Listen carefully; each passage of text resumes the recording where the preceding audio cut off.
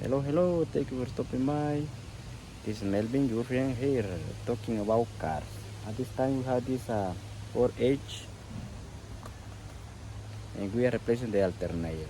This is the OEM alternator, 4 alternator. So, the life done, so doesn't work anymore. So we have to replace it.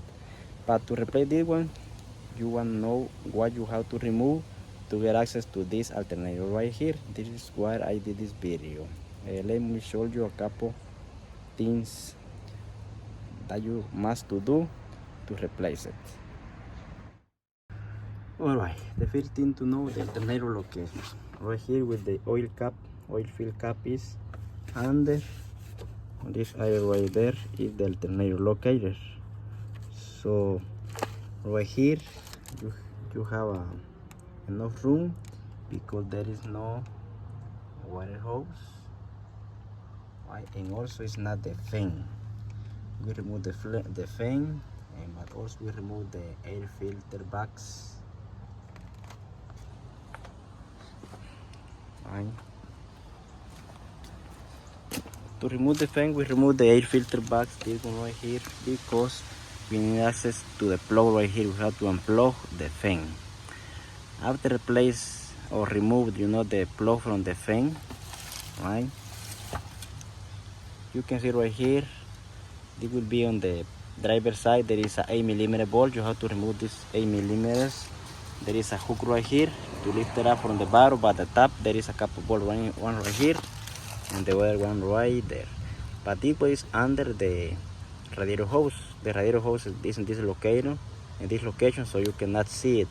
So you have to remove the hose from the radiator, the upper radiator hose, to get access to the 8mm bolt right here on the fan. So that is why you have to remove the fan, air filter, and the coolant. You have to empty the coolant right here on the driver side. Right here on the bottom, you will see a white plug. This is for the radiator. So you have to remove the coolant because you need to remove the hose from the radiator. Alright, so one more thing, this hose has to be removed. The bleeder hose, which go to the intake hose or the resonator, you have to remove it because you need that space to pull out the alternator. The other thing is the hose from the coolant reservoir, alright, because you need clear access to the tensioner, because you need to remove the serpentine belt.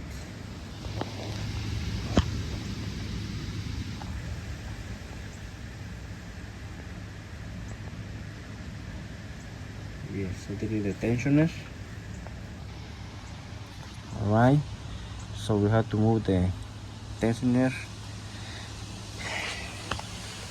You think you can use a 3/8 drive ratchet, but no, it's too big to get access to the tensioner. I prefer use this dumb wrench. We're gonna hit in this position. I put it on the top of the tensioner and then pull to the front and leave it like that.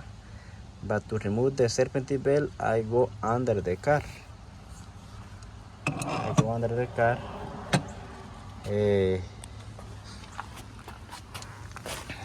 But when you come here under the car, you have to remove this splasher. It's for the passenger side splasher. So it's a clicks, a couple 8mm bolts. Two right here, one on the bottom, to get access to the belt. So the belt will be right here, and there is the tensioner. You don't need to remove the tensioner, as you can see. Okay, this is better, right? So the tensioner is still here, right? But yet the belt is out.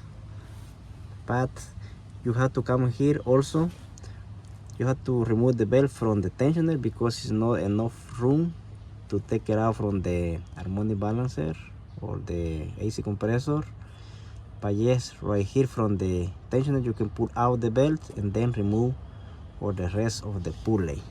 So with the tensioner out, the belt out, right, the tensioner still is in place. I remove right here a 15mm bolt. It's a large bolt. Yeah, it was possible for me to take it out this bolt.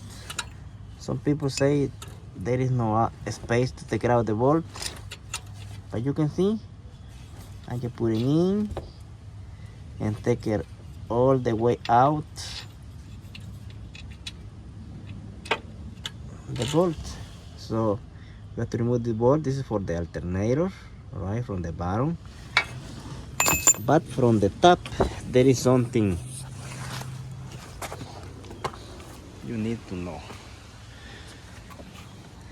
I'm talking, the bolt in the bottom is right here. If you cannot pull out complete out the way the bolt, just you can release it and then pull up the alternator. But right here in the top you will see something like this, right?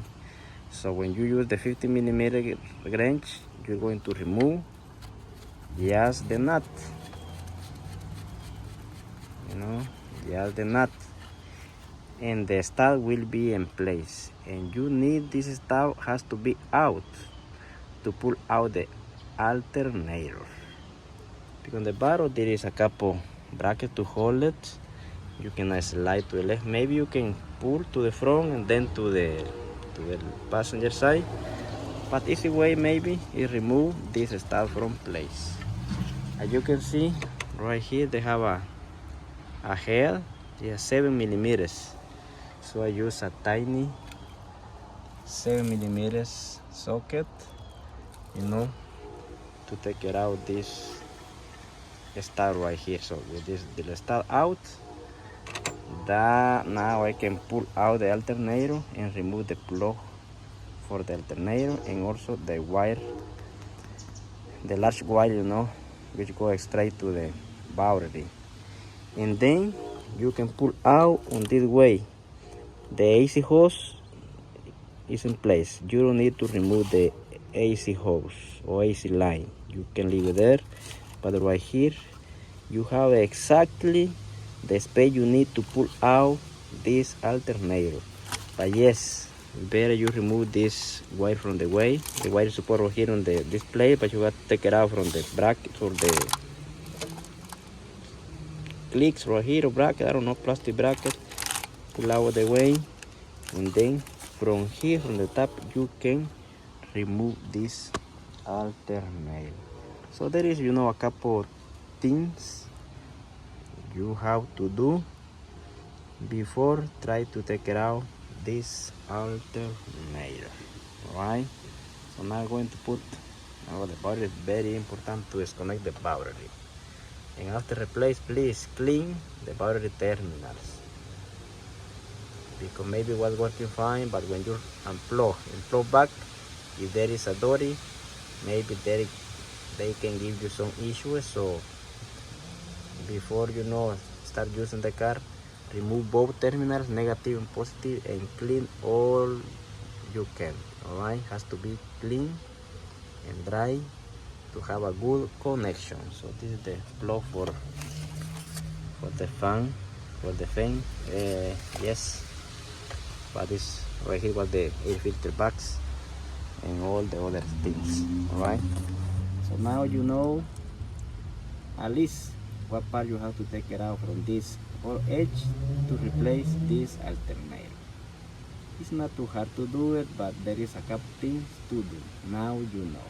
Alright, thank you for watching Saromotives Diagnostics Pro videos. Have a beautiful day.